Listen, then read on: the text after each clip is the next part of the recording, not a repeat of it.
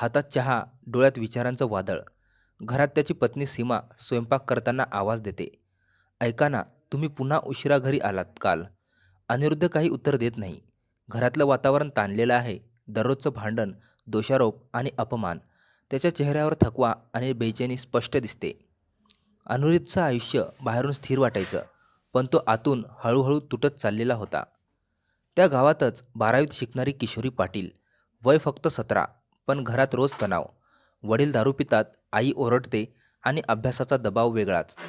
किशोरी दिवसेंदिवस एकटी पडत होती. किशोरीकडे स्वप्न होती, पण कोणी ऐकणारा नव्हता. आणि असंच दोन वेगळ्या दुनियेतील माणसं एका भावनेत बांधली गेली. एका सरकारी कार्यक्रमात दोघांची पहिली भेट होते. किशोरी तिच्या मावशीसोबत आली होती. अनिरुद्ध तिच्या मावशीच्या ओळखीचा. थोडंसं बोलणं झालं, हसू झालं आणि संवाद सुरू झाला. "तुम्ही खूप चांगलं बोलता सर," किशोरी म्हणते. "तू अभ्यासात हुशार दिसतेस," अनिरुद्ध उतरतो.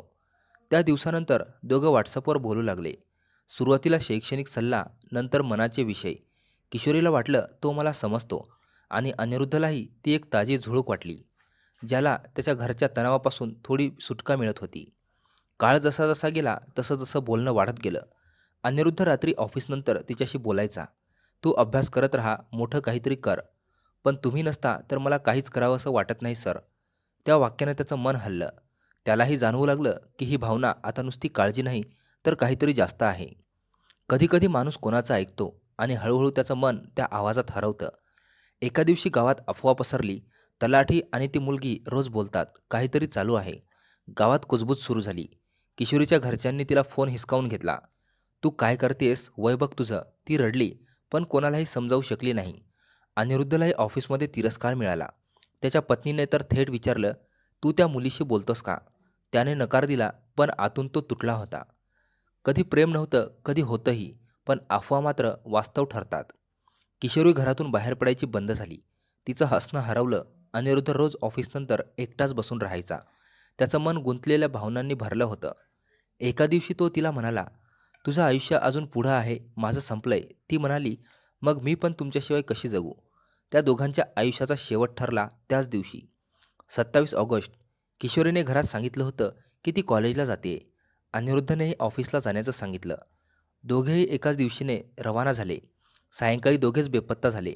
2 दिवस शोध घेतल्यानंतर गगनगड कड्यावर एक कार उभी आढळली. गाडीत 2 मोबाईल, एक बायबल आणि एक डायरी. डायरीवर लिहिलं होतं, "प्रेम नव्हतं, पण विश्वास होता. त्या विश्वासानं आम्हाला इथं आणलं." कड्याखाली शोध घेतल्यावर दोघांचे मृतदेह सापडले. अनिरुद्धच्या डायरीत लिहिलं होतं, "मी चुकीचा नव्हतो, पण माझ्या नात्यांना लोकांनी कलंक लावला. मी थकलोय, शांततेचा शोध घेतोय." किशोरीच्या वहीत लिहिलं होतं, "मी काही चुकीचं केलं नाही, पण सगळ्यांना वाटतं मी दोषी आहे. आता कोणी ओरडणार नाही म्हणून मी जात आहे." त्या 2 पानांनी गाव हादरलं, पण त्या शब्दांनी समाज बदलला नाही. पोलीस तपास सुरू झाला.